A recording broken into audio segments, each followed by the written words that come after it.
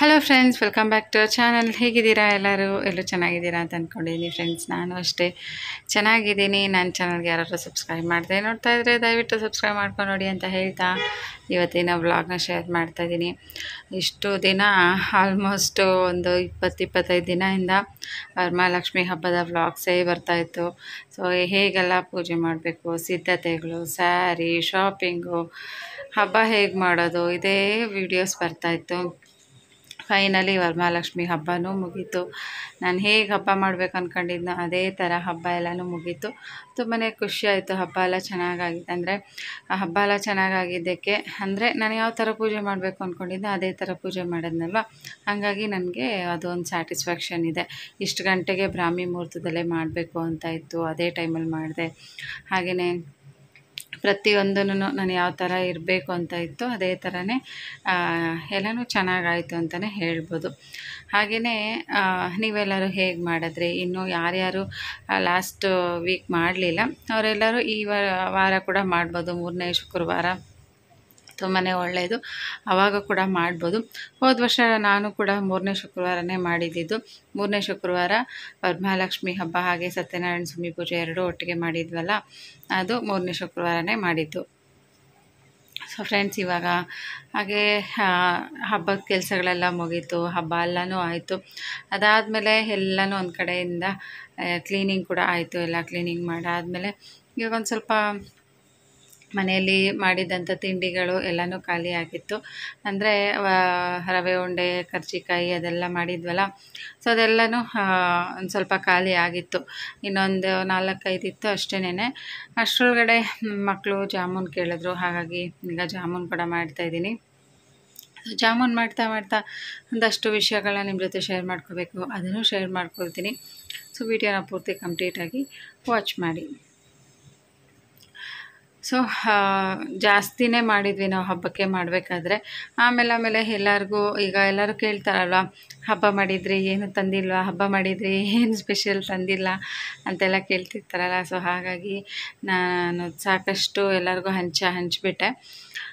ಹಾಗಾಗಿ ಮನೇಲಿ ಮಾಡಿದ್ದೆಲ್ಲ ಒಂದಷ್ಟು ಖಾಲಿ ಆಗಿತ್ತು. ಜಾಸ್ತಿ ದಿನವೂ ಇಟ್ಕೊಳಕ್ಕಾಗಲ್ವಲ್ಲ ಸ್ವೀಟ್ಸ್ ಎಲ್ಲನೂ, ಆದಷ್ಟು ಬೇಗ ಎಲ್ಲ ಖರ್ಚು ಮಾಡಿಬಿಟ್ವಿ. ಹಾಗೆಯೇ ವಿನಯ್, ವಿಜಯ್ ಇಬ್ಬರೂ ಜಾಮೂನ್ ಕೇಳಿದ್ರು ಬೇಕು ಅಂತ ಹೇಳಿಬಿಟ್ಟು, ಹಾಗಾಗಿ ಇವಾಗ ಸ್ವಲ್ಪ ಜಾಮೂನ್ ಕೂಡ ಮಾಡ್ತಾಯಿದ್ದೀನಿ. ಒಂದೇ ಪ್ಯಾಕೆಟ್ ಹಾಕಿ ಮಾಡ್ತಾಯಿರೋದು. ಅದು ಒಂದು ತಗೊಂಡ್ರೆ ಒಂದು ಫ್ರೀ ಬರುತ್ತಲ್ವ, ಅದರಲ್ಲಿ ಒಂದು ಪ್ಯಾಕೆಟ್ ತೊಗೊಂಡಿದ್ದೀನಿ, ಇನ್ನೊಂದು ಪ್ಯಾಕೆಟ್ ಹಾಗೆ ಎತ್ತಿಟ್ಟಿದ್ದೀನಿ.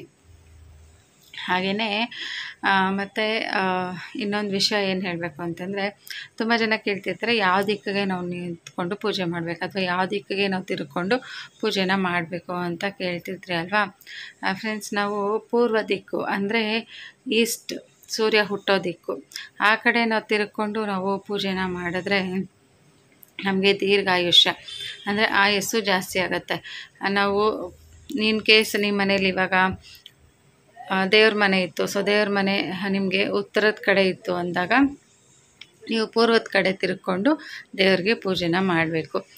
ಆವಾಗ ನಿಮಗೆ ದೀರ್ಘಾಯುಷ್ಯ ಅನ್ನೋದು ಲಭಿಸುತ್ತೆ. ಹಾಗೆಯೇ ನಿಮ್ಮನೆ ದೇವ್ರ ಮನೆ ಏನಾದರೂ ಪೂರ್ವದ ಕಡೆ ಇತ್ತು ಅಂತಂದರೆ ನೀವು ಉತ್ತರದ ಕಡೆ ತಿರ್ಕೊಂಡು ಪೂಜೆನ ಮಾಡಬೇಕು.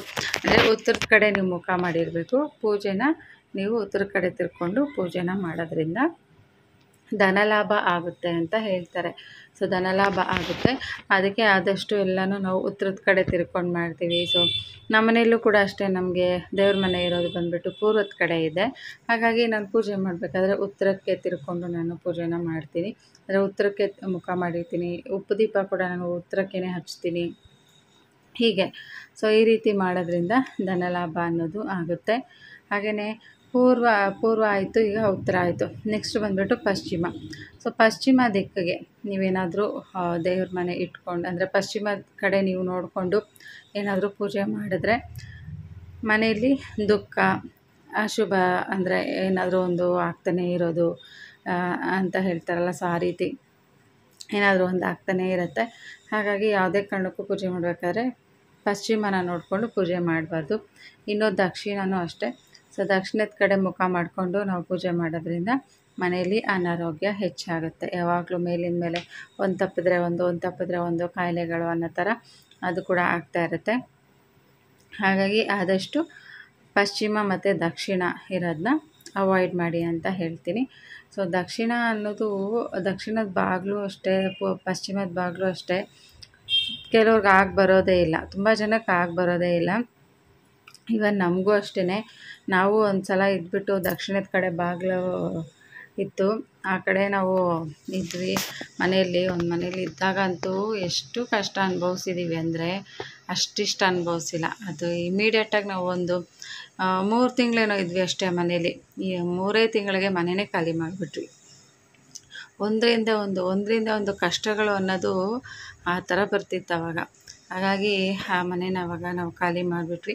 ಸೊ ಆವಾಗ ನಾನು ಅನ್ಕೋತಾ ಇದ್ದೆ, ಓಕೆ ನಮಗೆ ನಮ್ಮ ಜೀವನದಲ್ಲಿ ಏನಾದರೂ ಒಂದು ನಡೆದ್ರೆ ಅದ್ರ ಹಿಂದೆ ಏನಾದರೂ ಒಂದೊಂದು ಕಾರಣಗಳು ಈ ಥರ ಇರುತ್ತೆ ಅನ್ನೋ ಥರ ನಾನು ಕೂಡ ಅವಾಗ ಅನ್ಕೋತಾ ಇದ್ದೆ. ಫ್ರೆಂಡ್ಸ್ ಆವಾಗೆ ಹಾಗೆ ನೋಡಿ ಈಗ ಜಾಮೂನ್ ಮಾಡ್ತಾಯಿದ್ದೀನಲ್ಲ, ಸೊ ಜಾಮೂನ್ ಮಾಡ್ತಾ ವಿಜಯ್ ಈ ಥರ ಜಾಮೂನ್ ಮಾಡಿಕೊಡು ಅಂದರೆ ಸೆಂಟ್ರಲ್ಲಿ ಹೋಲ್ ಇರಬೇಕು, ಅದನ್ನು ಹಾಗೆ ತಿನ್ನಬೇಕು, ಸಕ್ಕರೆ ಪಾಕಕ್ಕೆ ಹಾಕಬಾರ್ದು, ಅದನ್ನು ಹಾಗೆ ತಿನ್ನಬೇಕು ಅಂತ ಹೇಳಿ ಕೇಳ್ತಾ ಇದ್ದ. ಹಾಗಾಗಿ ಅವನಿಗೋಸ್ಕರ ಒಂದು ಜಾಮೂನ್ನ ಮಾಡಿಕೊಡ್ತಾಯಿದ್ದೀನಿ. ಸೊ ಮಕ್ಕಳೆಲ್ಲ ದೊಡ್ಡವರಾದರು, ಇನ್ನೂ ವಿಜಯ್ ಇನ್ನೂ ಒಂದು ಸ್ವಲ್ಪ ಚಿಕ್ಕ ಮಗು, ಅಂದರೆ 9th ಸ್ಟ್ಯಾಂಡರ್ಡ್ ಓದ್ತಾ ಇದ್ದಾನಲ್ವ, ಸ್ವಲ್ಪ ತುಂಟ ತರಲೆಗಳು ಇದ್ದೇ ಇರುತ್ತೆ. ಇನ್ನೇ ನೆಕ್ಸ್ಟ್ ವರ್ಷ ಅವನು 10th ಬರ್ತಾನೆ, ಆವಾಗ ಒಂದು ಸ್ವಲ್ಪ ಸೀರಿಯಸ್ನೆಸ್ ಇರುತ್ತೆ. ಸೊ ಈ 2 ವರ್ಷ ಒಂದು ಸ್ವಲ್ಪ, ಈ 2 ಇಯರ್ಸ್ ಒಂದು ಸ್ವಲ್ಪ ಎಲ್ಲನೂ ಅವಾಯ್ಡ್ ಮಾಡಿಸಿದ್ದೀವಿ ಅವ್ರಿಗೂ ಕೂಡ. ಲಾಸ್ಟ್ ಇಯರೆಲ್ಲ ಗಣೇಶ ಹಬ್ಬಕ್ಕೆಲ್ಲ ಚೆನ್ನಾಗಿ ಓಡಾಡಿ ಚೆನ್ನಾಗಿ ಹಬ್ಬ ಮಾಡಿದರು. ಅಂದರೆ ಕಲೆಕ್ಷನ್ಗೆಲ್ಲನೂ ಹೋಗ್ತಾಯಿದ್ರು, ಕಲೆಕ್ಷನ್ನೆಲ್ಲ ಹೋಗಿ ಗಣೇಶನ ತೊಗೊಂಬಂದು ಇಲ್ಲಿ ಮನೆ ಹತ್ರ ಚಪ್ರ ಎಲ್ಲ ಹಾಕಿ ಹುಡುಗರ ಜೊತೆ ಎಲ್ಲ ಸೇರಿಕೊಂಡು ಪೂಜೆ ಎಲ್ಲ ಮಾಡಿದರು. ಅಷ್ಟು ವರ್ಷ ನಾವು ಅವ್ರಿಗೆ ಫ್ರೀಡಮ್ ಬಿಟ್ಟಿದ್ವಿ, ನಿಮ್ಗೆ ಹೆಂಗೆ ಬರುತ್ತೋ ಹಾಗೆ, ಅಂದರೆ ಅವರ ಒಂದು ಚೈಲ್ಡ್ಹುಡ್ ಡೇಸ್ ಏನಿರುತ್ತಲ್ಲ ಅವ್ರಿಗೆ ಹೆಂಗೆ ಬೇಕೋ ಆ ಥರ ಎಂಜಾಯ್ ಮಾಡಬೇಕು, ಮಕ್ಕಳ ಜೊತೆ ಸೇರ್ಕೊಂಡು ಚೆನ್ನಾಗಿ ಆಟ ಆಡಬೇಕು ಅಂತೆಲ್ಲನೂ ಬಿಟ್ಟಿದ್ವಿ. ಬಟ್ ಈ ವರ್ಷ ಒಂದು ಸ್ವಲ್ಪ 10th ಅಲ್ವಾ, ಇಬ್ಬರು 9th 10th ಇರೋದ್ರಿಂದ ಇಬ್ರಿಗೂ ಎಕ್ಸಾಮ್ಸ್ ಇರೋದ್ರಿಂದ ಸ್ವಲ್ಪ ಅವಾಯ್ಡ್ ಮಾಡ್ತಾಯಿದ್ದೀವಿ ಎಲ್ಲನೂ. ಈ ವರ್ಷ ಮತ್ತು ಬರೋ ವರ್ಷ ಏನೂ ಬೇಡ, ಆಮೇಲೆ ನೋಡೋಣ ಅಂತ ಹೇಳಿಬಿಟ್ಟು. ಸೊ ಆಮೇಲೆ ನೋಡಬೇಕು, ಅವ್ರಿಗೆ ಇಂಟ್ರೆಸ್ಟ್ ಇದ್ದರೆ ಆಮೇಲೆ ಮಾಡ್ಕೊಂಡು ಹೋಗ್ತಾರೆ, ಇಲ್ಲಾಂದರೆ ಅವ್ರ ಇಷ್ಟ. ಈವನ್ ನಮ್ಮ ಹಸ್ಬೆಂಡು ಅಷ್ಟೇ, ಅವ್ರ ಚೈಲ್ಡ್ಹುಡ್ ಡೇಸಲ್ಲಿ ಅವರು 9 ಇಯರ್ಸ್ ಇಟ್ಟಿದ್ರು. ಸೊ 9 ಇಯರ್ಸು ಕೂಡ ಅವರು ಹೋಗಿ ಅದೇ ಚಂದ ತೆಗೆದು, ಅಂದರೆ ಮನೆಗೂ ಹೋಗಿ ಚಂದ ಎತ್ತಿ ಅದರಲ್ಲಿ ಗಣೇಶನ ಕೂರಿಸಿ 9 ವರ್ಷ ಕಂಪ್ಲೀಟ್ ಮಾಡಿದ್ರು. ಅದು ಒಂಥರ ಅವ್ರಿಗೆ ಯಾವಾಗಲೂ ರಕ್ಷಣೆ ಅಂತಲೇ ಹೇಳ್ಬೋದು. ಇವನ್ ಗಣೇಶದು ಹಚ್ಚೆ ಕೂಡ ಹಾಕಿಸ್ಕೊಂಡಿದ್ದಾರೆ ಕೈಯಲ್ಲಿ. ಸೊ ಅದೆಲ್ಲ ಗಣೇಶ ಅಂದರೆ ಅಷ್ಟು ಇಷ್ಟ ಅವ್ರಿಗೆ. ಸೊ ಇದೆಲ್ಲ ಒಂದಷ್ಟು ಹೇಳಬೇಕು ಅನ್ನಿಸ್ತು, ಹಾಗಾಗಿ ಹೇಳ್ತಾ ಇದ್ದೀನಿ. ನೆಕ್ಸ್ಟು ನೋಡೋಣ, ಇನ್ನು ಬರ್ತಾ ಇರೋದು ನನಗೆ ಜನ್ಮಾಷ್ಟಮಿ ಬರ್ತಾ ಇದೆ. ಸೊ ಜನ್ಮಾಷ್ಟಮಿನೂ ಅಷ್ಟೇ, ಇತ್ತೀಚೆಗೆ ಜನ್ಮಾಷ್ಟಮಿ ಎಲ್ಲ ನಾನು ಸೆಲೆಬ್ರೇಟೇ ಮಾಡ್ತಿಲ್ಲ. ನಮ್ಮ ಮಕ್ಕಳು ಚಿಕ್ಕ ಮಕ್ಕಳು ಇರಬೇಕಾದ್ರೆ ಆವಾಗ ಕೃಷ್ಣನ ಒಂದು ಫ್ಯಾನ್ಸಿ ಡ್ರೆಸ್ನ ನಾನೇ ಪ್ರಿಪೇರ್ ಮಾಡ್ತಾಯಿದ್ದೆ, ನಾನೇ ಇಬ್ರಿಗೂ ರೆಡಿ ಮಾಡಿಸ್ತಿದ್ದೆ. ರೆಡಿ ಮಾಡಿಸಿ ಸ್ಕೂಲಿಗೆ ಕರ್ಕೊಂಡೋಗಿ ಅಲ್ಲಿ ಕಾಂಪಿಟೇಷನ್ಸ್ ಎಲ್ಲ ಇರ್ತಿತ್ತಲ್ಲ, ಮಕ್ಕಳಿಗೆ ಆಟ ಆಡಿಸೋದು ಎಲ್ಲನೂ ಮಾಡ್ತಿದ್ರು, ಡ್ಯಾನ್ಸ್ ಇರ್ತಾಯಿತ್ತು, ಅದೆಲ್ಲನೂ ಅದೊಂಥರ ಚೆನ್ನಾಗಿತ್ತು ನಂಗೆ. ಆ ಥರ ಇವಾಗ ಚಿಕ್ಕ ಮಕ್ಕಳು ಸ್ಕೂಲ್ಗೆ ಹೋಗ್ತಾರಲ್ಲ, ಅಂಥ ಮಕ್ಕಳನ್ನ ನೋಡಿದಾಗ ಅನ್ನಿಸ್ತಿರುತ್ತೆ, ನಮ್ಮ ಮಕ್ಕಳು ಇವಾಗ ಚಿಕ್ಕ ಮಕ್ಳು ಇದ್ದಿದ್ರೆ ಚೆನ್ನಾಗಿರ್ತಿತ್ತು, ಕೃಷ್ಣನ ಡ್ರೆಸ್ ಹಾಕಿ ಅವ್ರಿಗೆ ಎಲ್ಲ ರೆಡಿ ಮಾಡ್ಬೋದಾಗಿತ್ತು ಅಂತ. ವಿನಯ್ಗಂತೂ ಕೃಷ್ಣನ ಡ್ರೆಸ್ ಎಷ್ಟು ಫೇವ್ರೇಟು ಅಂತಂದರೆ, ಅವನು ಒಂದು 5th 6th ಸ್ಟ್ಯಾಂಡರ್ಡ್ವರೆಗೂ ಕೂಡ ಅವನು ಇಷ್ಟಪಡ್ತಾ ಇದ್ದ. ಫ್ಯಾನ್ಸಿ ಡ್ರೆಸ್ ಏನಾದರೂ ಇತ್ತಂದರೆ ಕೃಷ್ಣನ ಡ್ರೆಸ್ ಹಾಕ್ಕೊಂಡು ಹೋಗಬೇಕು ಅನ್ನೋ ಥರ ಇರ್ತಿದ್ದ ಅವನಿಗೆ. ಅಷ್ಟು ಇವಾಗಲೂ ಅಷ್ಟೇ, ಅವನಿಗೆ ಕೃಷ್ಣ ಅಂದರೆ ತುಂಬಾ ಇಷ್ಟ. ಮತ್ತು ಅವನು ಹಾಕ್ಕೊಂಡಿರೋ ಡಾಲರು ಅಷ್ಟೇ ಕೃಷ್ಣದೇ. ಒಂದು ಚಿಕ್ಕ ವಯಸ್ಸಲ್ಲಿ ಒಂದು 3rd ಸ್ಟ್ಯಾಂಡರ್ಡ್ ಏನೋ ಓದ್ತಾ ಇದ್ದ ಅನಿಸುತ್ತೆ. ಆ ಟೈಮಲ್ಲಿ ಇಬ್ರಿಗೂ ಒಂದೊಂದು ಡಾಲರ್ ಕೊಡಿಸಿದ್ದೆ ನಾನು. ಒಂದು ಹನುಮಂತ ಡಾಲರು ವಿಜಯ್ ಇಷ್ಟಪಡ್ತಾನೆ, ಇನ್ನೊಂದು ಶ್ರೀಕೃಷ್ಣ ಡಾಲರು ವಿನಯ್ ಇಷ್ಟಪಡ್ತಾನೆ. ಅದನ್ನು ಇವಾಗಲೂ ಕೂಡ ಇಟ್ಕೊಂಡಿದ್ದಾರೆ ಅವರು, ಏನೂ ಮಾಡಲಿಲ್ಲ ಅದನ್ನು. ಓಕೆ ಫ್ರೆಂಡ್ಸ್, ನೋಡಿ ಮಾತಾಡ್ತಾ ಜಾಮೂನ್ ಕೂಡ ರೆಡಿ ಆಯಿತು, ಹಾಗೆ ಅದರಲ್ಲೇ ಹಪ್ಪಳನೂ ಕರೆದಿದ್ದಾಯಿತು. ಇವಾಗ ಏನು ಮಾಡ್ತಾಯಿದ್ದೀನಿ ಗೊತ್ತಾ, ಈ ಒರಳ್ಕಲ್ಲು ಇದೆಯಲ್ಲ, ಸೊ ಒರಳ್ಕಲ್ಲನ್ನು ನೀಟಾಗಿ ಉಜ್ಜಿ ತೊಳಿತಾ ಇದ್ದೀನಿ. ಯಾಕಪ್ಪ ಈ ಥರ ಅಂತಂದರೆ, ಹಬ್ಬಕ್ಕೆಲ್ಲನೂ ಸ್ವಲ್ಪ ಮಿಕ್ಸಿ ಎಲ್ಲ ಜಾಸ್ತಿ ಯೂಸ್ ಮಾಡಿದ್ವಲ್ಲ, ಹಾಗಾಗಿ ಮಿಕ್ಸಿ ಮೇಲ್ಗಡೆ ಅದು ವೈಟದು ಬರುತ್ತಲ್ಲ ತಿರುಗೋದು, ಅದೇನೋ ಲೂಸಾಗಿ ಹೋಗಿಬಿಟ್ಟಿತ್ತು. ಆಮೇಲೆ ಒಂದು 3-4 ಡೇಸ್ ತುಂಬಾ ಕಷ್ಟ ಆಯಿತು. 3-4 ಡೇಸು ಮಿಕ್ಸಿನೇ ಇರಲಿಲ್ಲ. ಮಿಕ್ಸಿ ರೆಡಿ ಮಾಡೋರನ್ನ ನೋಡಿದ್ವಿ, ಎಲ್ಲೋ ಅಂಗಡಿಗೆಲ್ಲ ಕ್ಲೋಸ್ ಆಗಿಬಿಟ್ಟಿತ್ತು. ನಮ್ಮೂರಲ್ಲೇ ಇದ್ದಾರೆ ಮಿಕ್ಸಿ ರೆಡಿ ಮಾಡೋರು, ಆದರೆ ಅವರು ಅಂಗಡಿನೇ ತೆಗೆದಿರಲಿಲ್ಲ. ಆಮೇಲೆ ಸರಿ ಇನ್ನೇನಪ್ಪ ಮಾಡೋದು, ಮಿಕ್ಸಿ ಬೇಕೇ ಬೇಕಲ್ವಾ ಪ್ರತಿಯೊಂದಕ್ಕೂ. ಎಷ್ಟು ದಿನ ಅಂತ ಬರೀ ಬೇಳೆ ಸಾರೇ ತಿಂತಾರೆ, ಅಥವಾ ಎಷ್ಟು ದಿನ ಅಂತ ಮಾಡಿದ ಅಡುಗೆನೇ ಮಾಡ್ಕೊಂಡಿದ್ದು ಅದನ್ನು ತಿನ್ನೋದಕ್ಕಾಗಲ್ವಲ್ಲ. ಸೊ ನಾನು ಯೋಚನೆ ಮಾಡಿದೆ. ಆಮೇಲೆ ಇನ್ನೂ ಆದರೆ ಆಗೋದಿಲ್ಲ, ಇನ್ನೂ ರುಬ್ಲೇಬೇಕಾಗುತ್ತೆ, ಎಷ್ಟು ದಿನ ಅಂತ ಇದೆ. ಇವಾಗ ಬಸ್ಸಾರು ಮಾಡಬೇಕು, ಏನೋ ಒಂದು ಮಸಾಲೆ ಸಾಂಬಾರು ಮಾಡಬೇಕು, ಅಥವಾ ಚಟ್ನಿನೇ ಮಾಡ್ಬೋದು. ಇದೆಲ್ಲದಕ್ಕೂ ನಮಗೆ ಅದಕ್ಕೆ ಅಡಿಕ್ಟ್ ಆಗಿಬಿಟ್ಟಿದ್ದೀವಿ, ಮಿಕ್ಸಿಗೆ ಬೇಕೇ ಬೇಕು ಅನ್ನೋ ಥರ. ಆಲ್ಮೋಸ್ಟ್ 3-4 ಡೇಸೇ ಆಗೋಗಿತ್ತು ಮಿಕ್ಸಿ ಕೆಟ್ಟೋಗಿ. ಅಂಗಡಿ ನೋಡ್ತಾ ಇದ್ವಿ, ಎಲ್ಲೂ ಸಿಗ್ತಾ ಇಲ್ಲ. ಅದಕ್ಕೇನಿಲ್ಲ, ಒಂದು ಬಟನ್ ಒಂದು ಹಾಕಬೇಕಾಗಿತ್ತು ಅಷ್ಟೇ. ಅಂದರೆ ಮೇಲ್ಗಡೆ ತಿರುಗುತ್ತಲ್ಲ ವೈಟ್ದು, ತಲೆ ಸೌದೋಗ್ಬಿಟ್ಟಿತ್ತು. ತುಂಬ ವರ್ಷ ಆಗಿತ್ತು ಅದು ಮಿಕ್ಸಿ. ಆಲ್ಮೋಸ್ಟ್ ಒಂದು 10 ವರ್ಷದಿಂದ ಅದೊಂದೇ ಮಿಕ್ಸಿನ ಯೂಸ್ ಮಾಡ್ತಾಯಿದ್ದೀನಿ ನಾನು. ಚೆನ್ನಾಗೇ ಇದೆ, ಓಡ್ತಾಯಿದೆ, ಮಿಕ್ಸಿನೂ ಓಡ್ತಾಯಿದೆ, ಬಟ್ ಬ್ಲೇಡ್ಸ್ ತಿರುಗ್ತಾ ಇರಲಿಲ್ಲ. ಹಾಗಾಗಿ ಅದನ್ನು ರೆಡಿ ಮಾಡ್ಕೊಳ್ಳೋಣ ಅಂದರೆ ಅಂಗಡಿನೂ ತೆಗೆದಿರಲಿಲ್ಲ. ಸೊ ಅದಕ್ಕೆ ನಾನು ಯೋಚನೆ ಮಾಡಿದೆ, ಇನ್ನಿದ್ರೆ ಆಗೋದಿಲ್ಲ, ಕಲ್ಲನ್ನಾದರೂ ಸ್ವಲ್ಪ ಕ್ಲೀನ್ ಮಾಡಿ ಇಟ್ಕೊಳ್ಳೋಣ, ಏನಾದರೂ ರುಬ್ಕೊಳ್ಳೋದಕ್ಕೆ ಈಸಿ ಆಗುತ್ತೆ ಅಂತ ಹೇಳಿಬಿಟ್ಟು ಚೆನ್ನಾಗಿ ಇವಾಗ ಸೋಪ್ ಹಾಕಿನೇ ಸೋಪು ಮತ್ತು ನಾರಿಂದ ಚೆನ್ನಾಗಿ ಇದನ್ನು ಕ್ಲೀನ್ ಮಾಡ್ಕೊಳ್ತಾ ಇದ್ದೀನಿ. ಆ್ಯಕ್ಚುಲಿ ಕಲ್ಲಲ್ಲಿ ರುಬ್ಬೋದು ತುಂಬ ಟೇಸ್ಟಿಯಾಗಿ ಚೆನ್ನಾಗೇ ಇರುತ್ತೆ. ನಂಗೆ ಟೈಮ್ ಇಲ್ಲ ಅನ್ನೋದಕ್ಕೆ ಆದಷ್ಟು ಅವಾಯ್ಡ್ ಮಾಡ್ತಿದ್ದೆ ಅಷ್ಟೇನೆ. ಇಲ್ಲಾಂದರೆ ನಾನು ಇದನ್ನು ಇಷ್ಟಪಟ್ಟೇ ತೊಗೊಂಡಿದ್ದು. ನಾನು ಇದನ್ನು ತೊಗೋಬೇಕಾದ್ರೆ 1500 ರೂಪೀಸ್ ಕೊಟ್ಟು ತೊಗೊಂಡಿದ್ದೆ.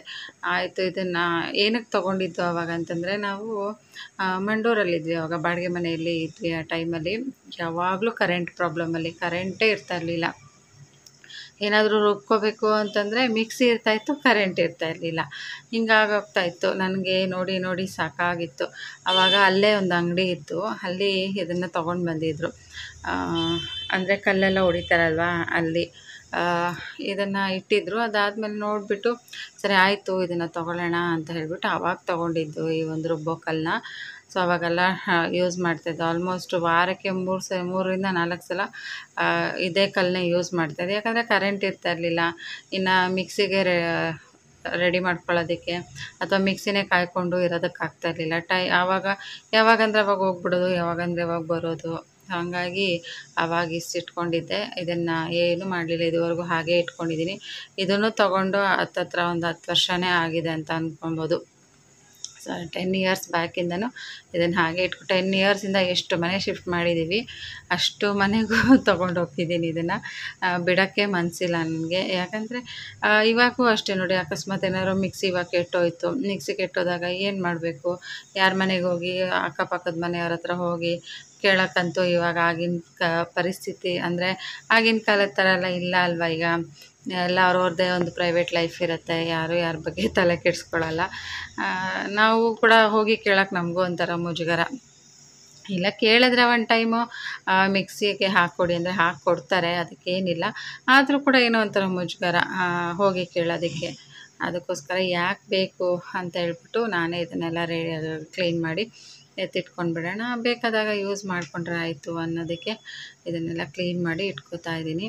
ಆಮೇಲೆ ಏನಾಯಿತು ಗೊತ್ತಾ, ಇದನ್ನೆಲ್ಲ ಕ್ಲೀನ್ ಮಾಡಿದೆ. ಸೊ ಕ್ಲೀನ್ ಮಾಡಿ ಎಲ್ಲ ಒರೆಸ್ಬಿಟ್ಟು ಎತ್ತಿಟ್ಟೆ. ಆಮೇಲೆ ನೋಡಿದ್ರೆ ಸಂಜೆ 5 ಗಂಟೆ ಆ ಥರ ವಿಜಯ್ ಹೋಗಿದ್ದ ಅಂಗಡಿ ಹತ್ರ. ನೋಡಿದ್ರೆ ಆ ಟೈಮಲ್ಲಿ ಅಂಗಡಿ ತೆಗೆದಿತ್ತು. ಆಮೇಲೆ ಮಿಕ್ಸಿ ಎತ್ಕೊಂಡು ಹೋಗಿ, ಅದೇನಿಲ್ಲ ಜಸ್ಟ್ 30 ರೂಪೀಸ್ ಅಷ್ಟೇ.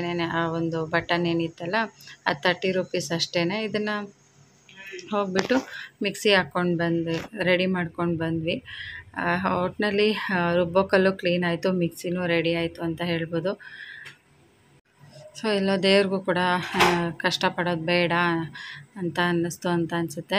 ಹಾಗಾಗಿ ಮಿಕ್ಸಿ ಕೂಡ ಬೇಗನೆ ರೆಡಿ ಆಯಿತು. ಅದು 30 ರೂಪೀಸ್ ಅಷ್ಟೇ ಒಂದು ಬಟನ್ ಹಾಕ್ಸೋದಕ್ಕೆ. 30 ರೂಪೀಸ್ ಕೊಟ್ಟು ಮಿಕ್ಸಿ ರೆಡಿ ಮಾಡಿಸ್ಕೊಂಡು ಬಂದ್ವಿ. ಸೊ ಈ ಕಲ್ಲು ಕೂಡ ಕ್ಲೀನ್ ಆಯಿತು, ರುಬ್ಬೋ ಕಲ್ಲು ಕ್ಲೀನ್ ಆಯಿತು, ಮಿಕ್ಸಿನೂ ರೆಡಿ ಆಯಿತು. ಈಗ ಅಡುಗೆಗಳು ಮಾಡೋದಕ್ಕೂ ಈಸಿ ಆಯಿತು. ಸೊ ಇದಾಗಿತ್ತು ಇವತ್ತಿನ ವಿಡಿಯೋ. ಹೇಗೆ ಅನ್ನಿಸ್ತು? ಒಂದು ಸಿಂಪಲ್ ವಿಡಿಯೋ, ಒಂದಷ್ಟು ವಿಷಯಗಳನ್ನ ಶೇರ್ ಮಾಡ್ಕೋಬೇಕಂತ ಅನ್ನಿಸ್ತು. ಹಾಗಾಗಿ ಎಲ್ಲ ವಿಷಯಗಳನ್ನ ಶೇರ್ ಮಾಡ್ಕೊಂಡಿದ್ದೀನಿ ನಿಮ್ಮ ಹತ್ರ. ಹೋಪ್ ಎಲ್ಲರಿಗೂ ಈ ವಿಡಿಯೋ ಇಷ್ಟ ಆಗಿದೆ ಅಂತ ಕೂಡ ಅಂದ್ಕೊಳ್ತೀನಿ. ಇಷ್ಟ ಆಗಿದ್ದರೆ ದಯವಿಟ್ಟು ಲೈಕ್ ಮಾಡಿ, ಹೊಸದಾಗಿ ನೋಡ್ತಾ ಇದ್ರೆ ನನ್ನ ಚಾನಲ್ನ ಸಬ್ಸ್ಕ್ರೈಬ್ ಮಾಡ್ಕೊಂಡು ನೋಡಿ.